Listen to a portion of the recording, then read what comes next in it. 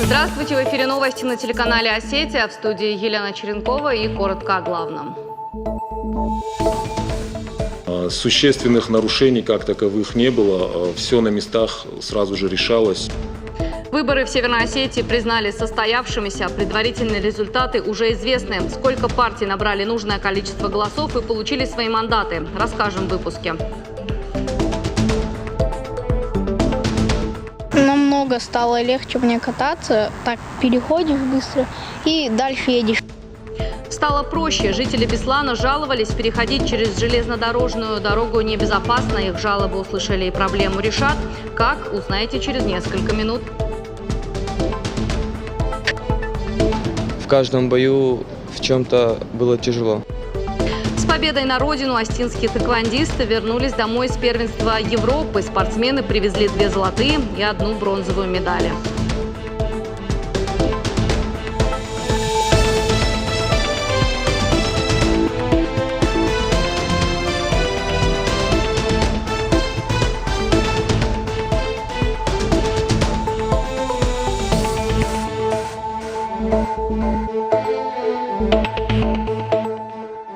Выборы в Северной Осетии признали состоявшимися. Явка во Владикавказе составила 49,13%. Об этом на пресс-конференции журналистам рассказал заместитель председателя ЦИК Сосланбек Кудаков. По данным ЦИКа, после подсчетов голосов лидирует партия «Единая Россия». Она набрала 45,24%. Далее на втором месте «Патриоты» 17,09%, КПРФ 11,86%, «Справедливая Россия» 11,55%, «Родина» 5,55%, ЛДПР 5,19%, «Коммунисты России» 2,87%, «Яблоко» менее 1%.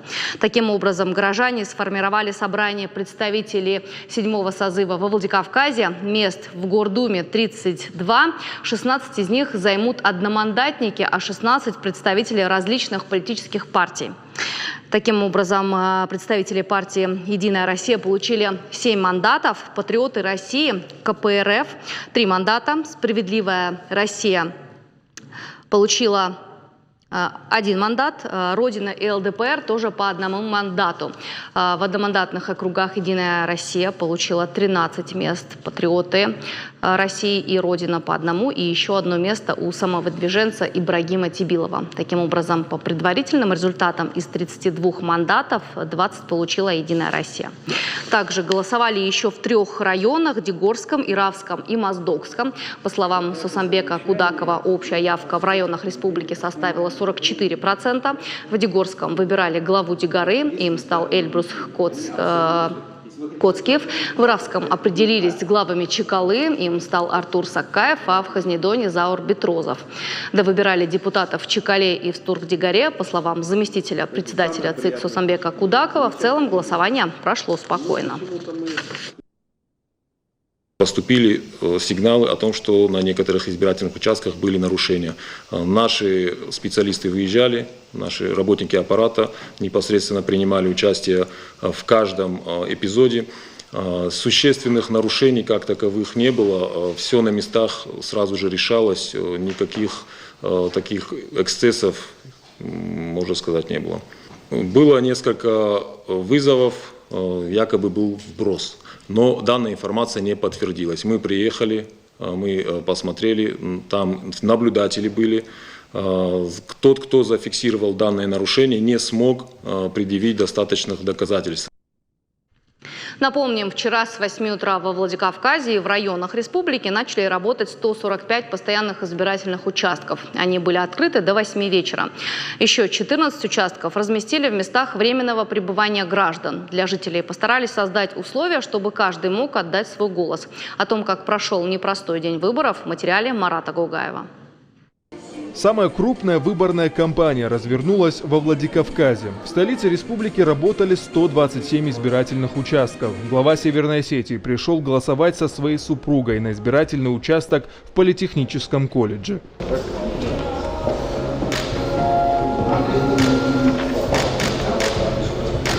Также свой выбор сделал спикер парламента Алексей Мачнев. Он проголосовал еще утром. Сказал, что именно этот муниципальный этап особенно важен в жизни республики.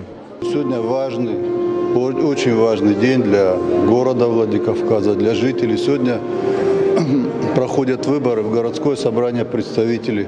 От того, кто войдет в это собрание, от того, как правильные, нужные решения будут приниматься на уровне города, во многом или почти что во многом будет зависеть и развитие города, и наше благополучие, благосостояние. Я считаю, что в сегодняшний день предоставлено право и возможность каждому из нас определиться на перспективу, на развитие столицы нашей республики. Думаю, что мы должны сделать правильный выбор. А в Иравском районе свой гражданский долг исполнил премьер Таймураз Тускаев. Он голосовал на выборах в родном селе Чекале. Там выбирали главу села.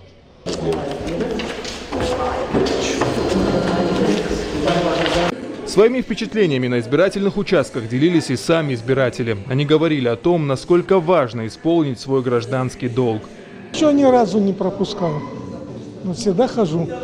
Я же говорю, активная позиция людей – это как раз за успех государства будет. Успех всех дел государства.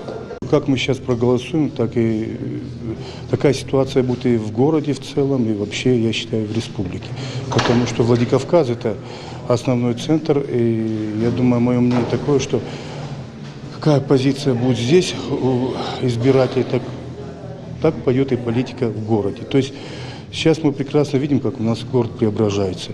В ЦИКе по итогам вчерашнего дня отметили, что голосование шло спокойно. Серьезных нарушений практически не зафиксировано. А тех, что были запротоколированы наблюдателями, представитель МВД доложил на пресс-конференции с журналистами. Всего в сфере законодательства по проведению выборов предусмотрено 37 составов административных правонарушений и 5 составов уголовного преступления. По всем ним состав административных правонарушений передается для рассмотрения это в суд. По уголовным составляющим это занимается непосредственно Следственный комитет. В случае принятия решения дополнительная информация будет заведена.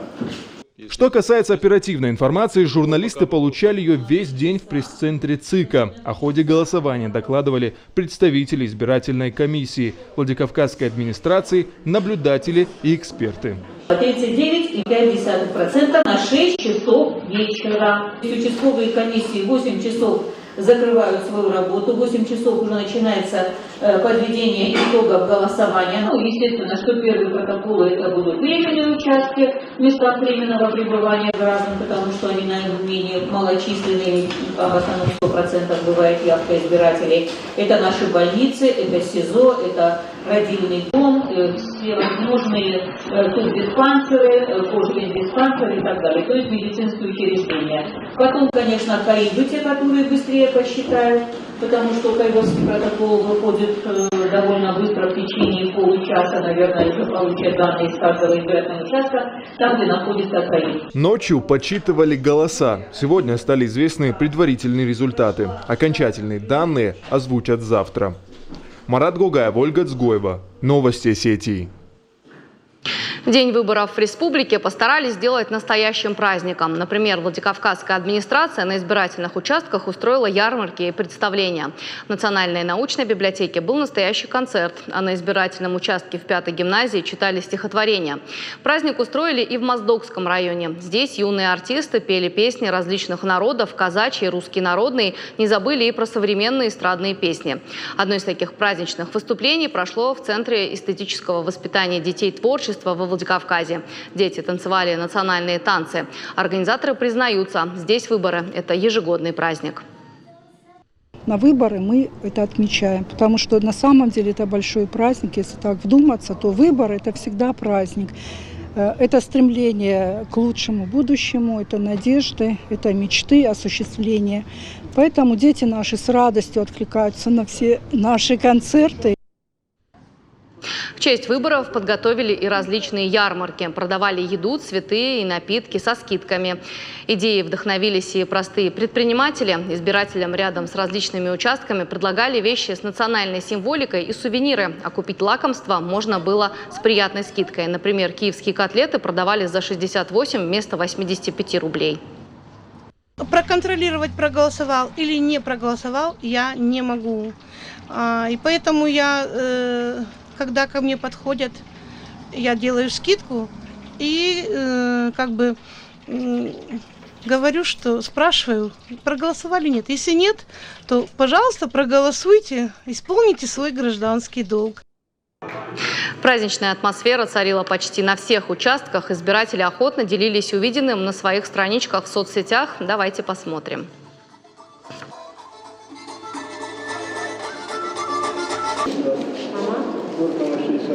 Это у меня на Саакашвили. Вот этот дом, очень тепло.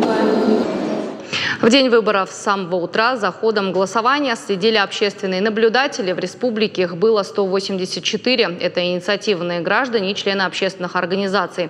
Они прошли специальное обучение. Эксперты в течение дня посещали избирательные участки в городе и смотрели, как проходит голосование. Говорят, ситуация на выборах была спокойная, серьезных нарушений не было. Также в общественной палате постоянно работала горячая линия защиты избирательных прав граждан, на которую могут обратиться как избиратели, так и наблюдатели. За голосованием следили и эксперты из Москвы. Говорят, что подготовка и сам ход выборов прошел на высоком уровне. Никаких серьезных замечаний у экспертов нет. Наблюдаем, как как устроена система самого избирательного процесса. Нарушений мы не обнаружили, но хочу сказать, что уровень подготовки участков к процессу голосования очень высокий, потому что вся информация есть, собственно, все сделано очень аккуратно. В общем, вчера порадовался сегодня, что для наблюдателей специально выделены места, на которых иногда претензии возникают, что нам не видно, это на которых они могут находиться и наблюдать за всем процессом и выдачи бюллетеней, и, собственно, голосования, поэтому это очень радует. К слову, несколько месяцев общественные наблюдатели проходили специальное обучение. 4 расширенных семинара провели с участием представителей Центральной избирательной комиссии России. На лекциях рассказывали о правах и обязанностях общественного наблюдателя. Даже специально составили этический кодекс наблюдателя. Разработали его совместно с Общественной палатой и ЦИКом России. Можем с уверенностью говорить о победе нашей партии, о победе наших кандидатов-одномандатников, о нашей победе по партийным спискам. Очень приятно, что наши избиратели, граждане нашего города пришли, сделали свой выбор и поддержали тех людей, поддержали ту политическую силу, которую они считают тем инструментом, который должен помогать им в общении с властью. Для нас эти выборы были очень важны, потому что мы наконец-то смогли создать фракцию в городской думе Владикавказа. Не могу сказать, что в предыдущих выборных кампаниях у нас мы не преодолевали 5% барьер, но в связи с многозначительными какими-то нарушениями, каруселями, фальсификациями на выборах мы не смогли отстоять волеизъявления наших избирателей, в отличие от этого года, что нам позволило, повторюсь еще раз, создать фракцию в городской думе. Наши представители не оформили ни одного акта по результатам выборов. И мы их изначально инструктировали не конфликтовать, спокойно решать все проблемы, при этом защищая наши интересы. Интересы наших кандидатов, наших наблюдателей, членов комиссии, которые там сидят на участках. Мы думаем, что партия «Родина» перешла 5% барьер. И один из наших одномандатников, кандидатов, набрал необходимое количество голосов, чтобы стать депутатом.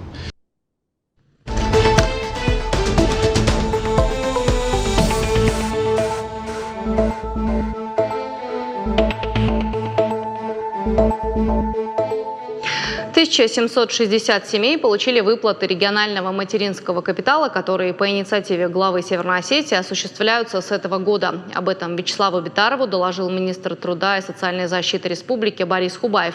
Впервые выплаты в размере 50 тысяч рублей получили семьи, в которых третий и последующий ребенок родились в 2012 году. В следующем году денежные средства в размере 50 тысяч рублей получат семьи, где третий и последующий ребенок родились в 2013 году. Все дальнейшие выплаты мат-капитала будут осуществляться поэтапно. Напомним, закон о региональном материнском капитале был принят в 2012 году. Выплачивать его предполагалось по достижению ребенком 3 лет. В 2015 действие закона было приостановлено и средства не получила ни одна семья. Республиканский материнский капитал, который надеюсь выплачивать в этом году, в полной мере был выплачен в тех объемах, о которых было сказано. И на следующий год максимальная сумма, согласованная с Минфином, была заложена в бюджет. Для того, чтобы также продолжали выплачивать те долги, которые образовались с 2015 года. В 2018 году, которая была заложена в сумму на 2019 год, она выплачена уже на сегодня детям, рожденным в 2012 году, в полном объеме. Это порядка 1760 семей, на сумму порядка практически 88 миллионов.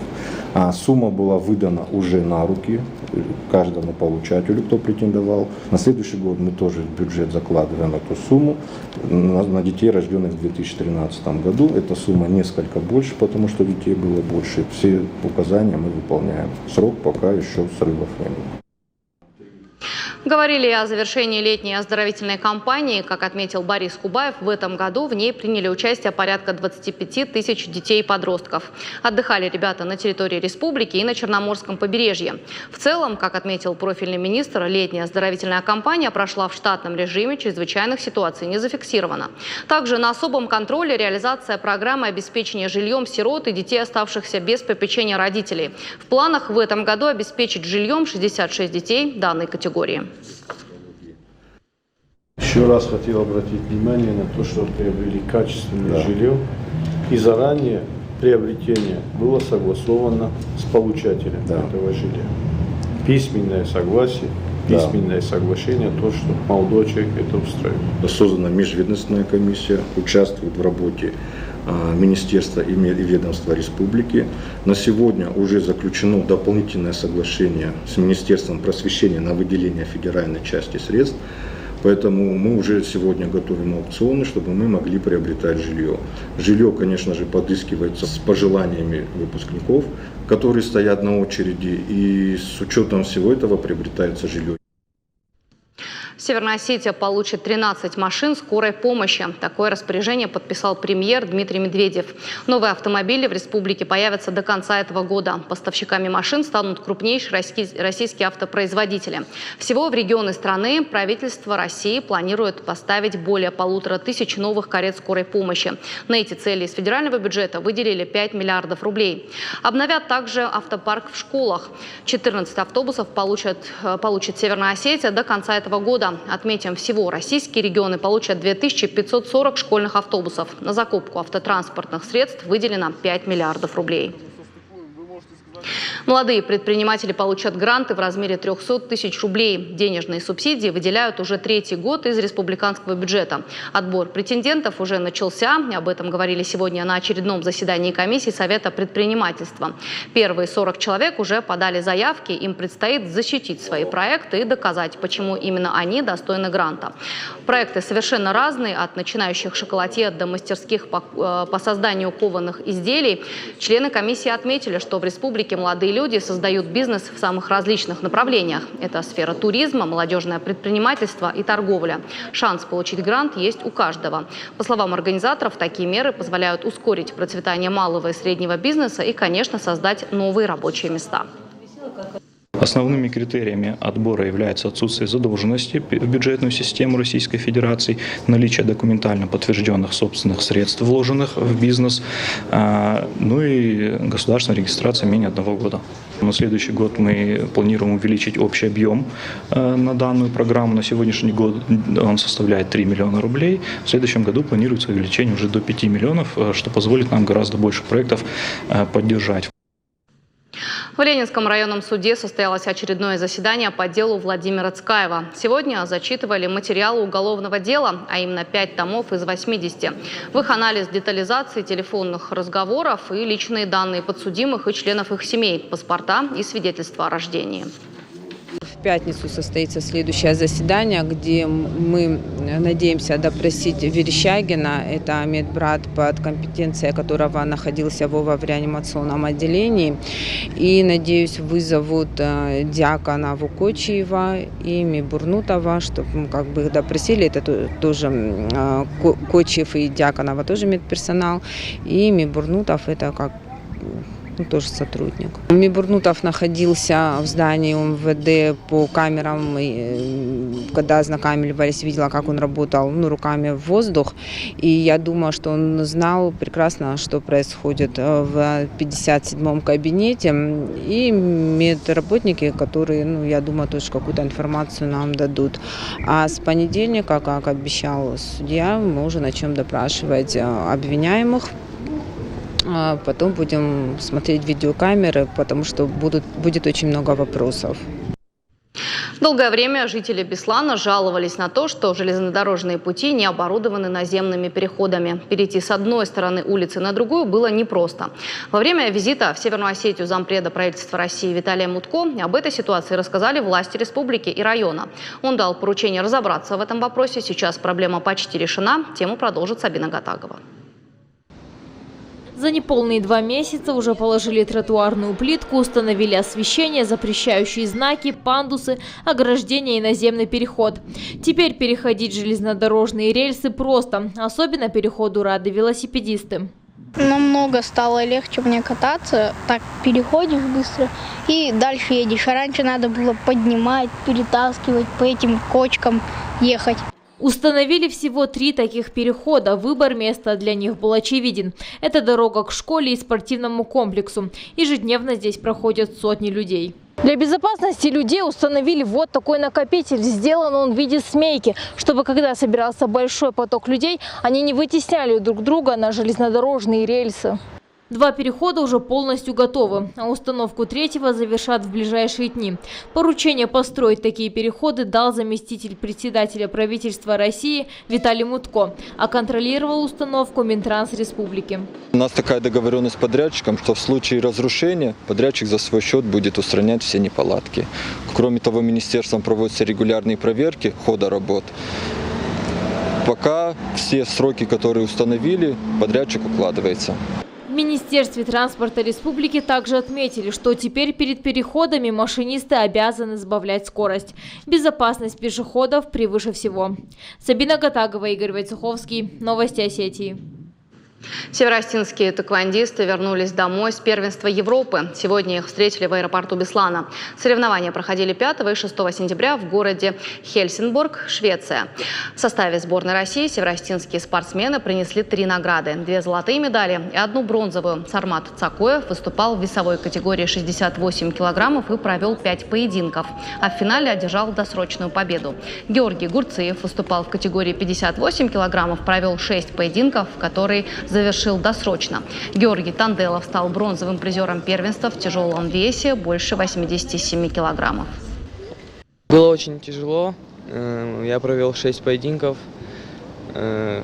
Все провел досрочные победы, но было в каждом бою в чем-то было тяжело. Провел я 5 поединков, и, наверное, самый тяжелый был четвертьфинал, потому что я выходил против россиянина, который отобрался тоже через чемпионат России, первенство России, которое проходило в Набережных Челнах. Это все-таки чемпионат европейского уровня, это первенство Европы по молодежи, это ближайший резерв к взрослым. И 2 золота и бронза с такого турнира, это достаточно серьезный результат.